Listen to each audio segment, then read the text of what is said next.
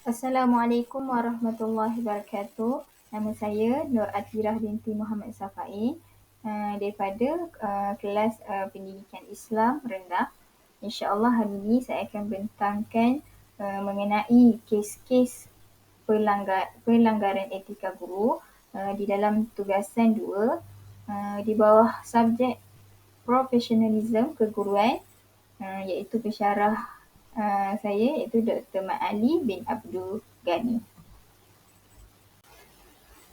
Isi kandungan yang akan dibincangkan pada hari ini ialah yang pertama iaitu pengenalan profesional.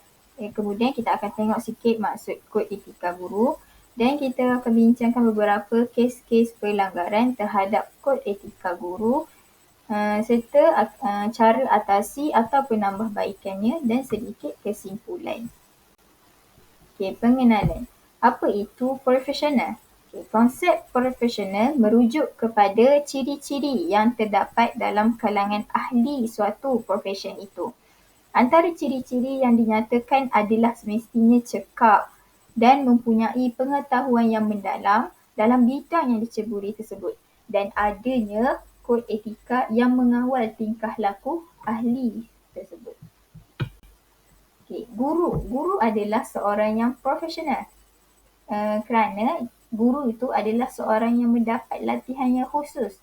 Guru juga berpengetahuan luas dan pakar dalam bidang yang diceburi serta ada kod etika yang tersendiri yang perlu dipatuhi. Namun begitu, profesen keguruan pada hari ini semakin goyah. Hal ini kerana segelintir guru sanggup melanggar kod etika keguruan yang sudah termaktub, yang telah ditetapkan. Apa itu kod etika guru? Kod etika guru ni adalah keguruan Malaysia, kod etika keguruan Malaysia yang merupakan peraturan yang perlu dipatuhi oleh seseorang guru. Seorang guru yang profesional itu perlu patuhi peraturan yang telah ditetapkan oleh kod etika keguruan bagi membantu mereka ini mematuhi prinsip-prinsip yang telah termaktub supaya guru ni dapat menjaga imej yang baik sebagai dalam profesen sebagai seorang guru yang profesional. Antara aspek utama di dalam etika tersebut, kod etika guru tersebut antaranya adalah accountability. Apa itu accountability? Accountability ialah tanggungjawab yang perlu digalas oleh seorang guru tersebut.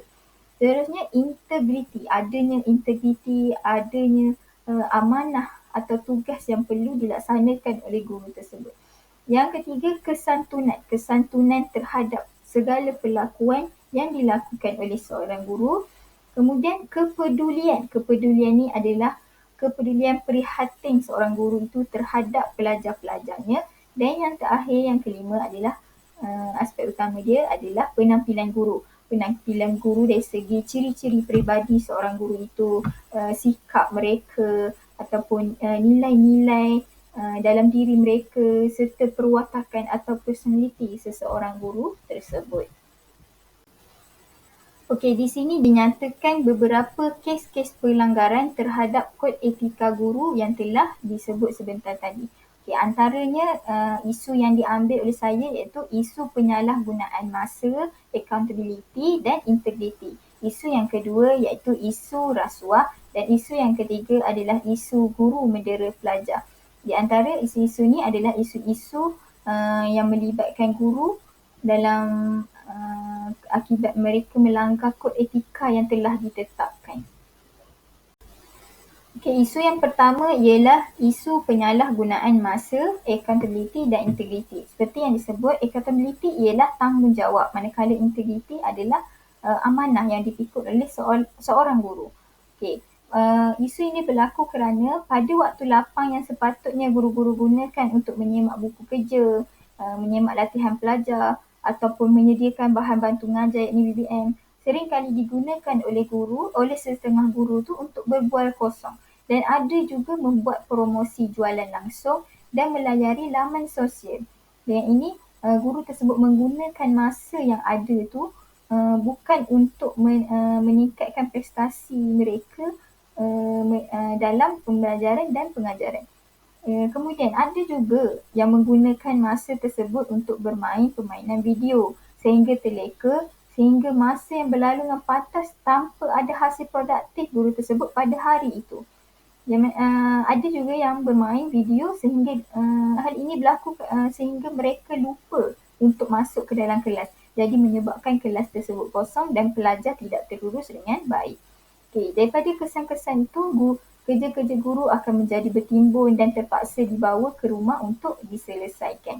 Jadi akhirnya oleh sebab kesalahan, iaitu kesalahan dari diri sendiri seorang guru itu, akhirnya program-program kementerian dipersalahkan kerana dikatakan membebankan. Sedangkan masa yang terluang di sekolah, guru tidak menggunakannya dengan baik. Jadi hal ini, isu inilah iaitu sifat tanggungjawab, sifat amanah yang diberi untuk mengurus, mengajar murid-murid di sekolah, dalam kelas tidak dapat dijalankan dengan baik. Okey, isu yang kedua adalah isu rasuah. Okey, rasuah ni, apa itu rasuah? Rasuah ni ialah penerimaan atau pemberian suapan sebagai upah atau dorongan untuk diri seseorang itu kerana melakukan atau tidak melakukan sesuatu perbuatan yang berkaitan dengan tugas rasminya. Ia adalah upah atau dorongan seorang tu untuk buat apa yang tak sepatutnya dia buat. Okay. Antara jenis-jenis rasuah, kita boleh tahu antaranya wang, yang kebanyakannya adalah wang. Wang, jawatan, bonus, upah, undi, diskaun, perkhidmatan dan hadiah. Ini semua adalah antara jenis-jenis rasuah yang digunakan dengan tujuan yang salah.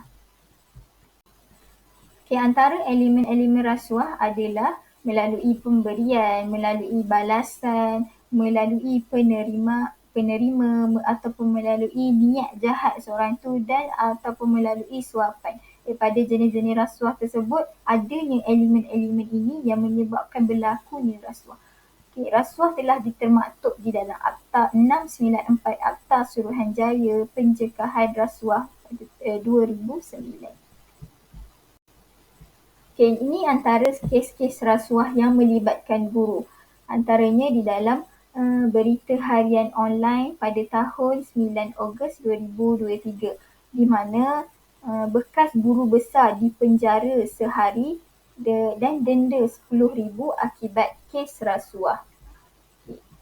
Antara contoh yang seterusnya ialah yang saya ambil daripada Keratan Akhbar Kosmo iaitu yang bertarikh 12 Januari 2022 di mana guru besar dijel 3 bulan dan denda sebanyak RM20,000 akibat terima suapan. Seperti yang kata, suapan adalah antara rasuah. Yang ketiga, contoh yang ketiga yang diambil oleh saya adalah daripada Harian Metro pada 18 Oktober 2023 di mana guru besar didakwa menggunakan jawatan untuk terima suapan. Okay, daripada kes-kes tersebut dapat kita lihat bahawa kebanyakan rasuah ini melibatkan orang-orang yang berpangkat, orang-orang yang atasan, orang yang berjawatan yang mempunyai wang ataupun mempunyai sesuatu nilai untuk diberikan kepada seseorang untuk beliau mencapai apa yang tak sepatutnya dicapai oleh beliau. Jadi dia menggunakan kekayaan mereka, menggunakan harta mereka, kuasa mereka untuk mendapat apa yang diperlukan, apa yang mereka inginkan tanpa mereka sedar bahawa perbuatan tersebut adalah salah. Okay, seterusnya kita akan tengok isu guru mendera pelajar. Okay, apa itu mendera? Mendera dari segi macam mana? Okay, penderaan kanak-kanak didefinisikan sebagai satu pencabulan atau pelanggaran yang serius terhadap hak kanak-kanak untuk berkembang dalam keadaan sihat dan bermaruah Di samping itu menyebabkan risiko dalam kelangsungan hidup mereka. Itu adalah maksud penderaan atau pencabulan kepada kanak-kanak ini, di mana ia memberi risiko yang buruk untuk masa depan mereka. Okay, antara jenis-jenis penderaan, antaranya adalah penderaan fizikal, penderaan seksual dan penderaan emosi. Apa itu penderaan fizikal? Penderaan fizikal di mana seorang kanak-kanak itu dicederakan dari segi fizik dan menyebabkan kecederaan tersebut boleh dilihat di mana-mana bahagian tubuh kanak-kanak itu, sama ada di kepala atau di tangan. Ianya dapat dilihat akibat penderaan secara fizikal. Yang kedua adalah penderaan seksual, di mana seorang kanak-kanak itu teraniaya dari segi seks, sama ada sebagai mangsa ataupun kanak-kanak ini diletakkan sebagai pemerhati dalam apa-apa aktiviti yang berunsur seks. Itu juga dikira penderaan. Yang ketiga adalah penderaan emosi, di mana kanak-kanak ini dicederakan emosi mereka, menyebabkan gangguan yang boleh dilihat dari fungsi mental dan emosi kanak-kanak tersebut. Ini antara jenis-jenis penderaan yang berlaku pada masa kini. Okay, di sini saya mengambil beberapa kes penderaan yang melibatkan guru juga, di mana mereka melanggar kod etika yang telah ditetapkan oleh kementerian. Dalam berita harian online pada 2 April 2022, di mana guru ditahan akibat kes dera 4 murid. Okay, ini antara contoh kes-kes penderaan kepada murid. Yang kedua adalah berita daripada Astro Awani pada 15 Ogos 2022, di mana polis menyiasat kes kanak-kanak 3 tahun dipukul guru tadika. Okay, ini juga antara yang melanggar kod etika guru, di mana kanak-kanak yang hanya berusia 3 tahun juga boleh dikena pukulan oleh seorang guru. Yang ketiga ialah berita harian online pada 24 Februari 2023, di mana guru agama itu sendiri didakwa melakukan amal seksual terhadap murid 11 tahun. Okay. Guru agama, guru yang mempunyai didikan agama, tapi disebabkan oleh nafsu sanggup melakukan penderaan terhadap murid yang hanya yang di bawah umur, yang hanya berumur 11 tahun.